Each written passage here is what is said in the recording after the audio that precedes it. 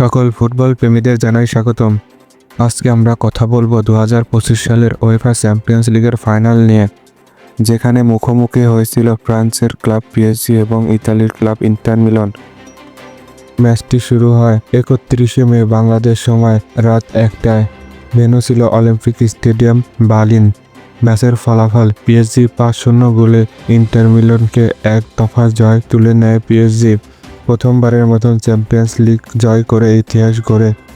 ম্যাচে 12 মিনিটে আশরাফ হাকিমি গোল করে পিএসজিকে 1-0 গোলে লিড এনে দেয়। দেজিরে দোয়ে ম্যাচের 20 মিনিটে পিএসজির হয়ে দ্বিতীয় গোল করে এবং 63 মিনিটে তার দ্বিতীয় গোল করে পিএসজি 3-0 গোলের লিড নেয় এবং ম্যাচের 73 মিনিটে খচিবা একটি গোল করে এবং ম্যাচের 86 মিনিটে সেনি মায়ুর একটি গোল করে।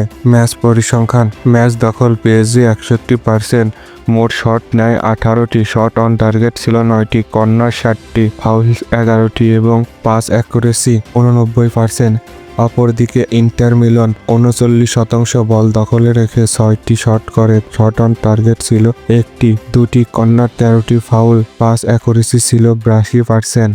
ম্যাচ সেরা খেলোয়াড় হয় দেজির দোয়ে, 2টি গোল করে অসাধারণ পারফরম্যান্স করে। ম্যাচ শুরু থেকে পিএসজি দারুণ খেলেছে। প্রথম গোল করে খেলার গতিপথ পাল্টে যায়।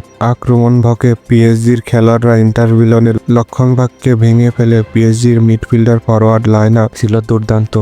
শেষ পর্যন্ত 5-0 গোলে জয় নিশ্চিত করে।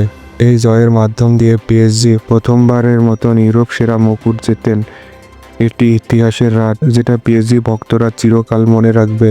ভিডিওটি ভালো লাগে লাইক দিন, কমেন্ট করুন এবং নতুন ভিডিও পেতে চ্যানেলটি সাবস্ক্রাইব করতে ভুলবেন না। ধন্যবাদ। খোদা হাফেজ।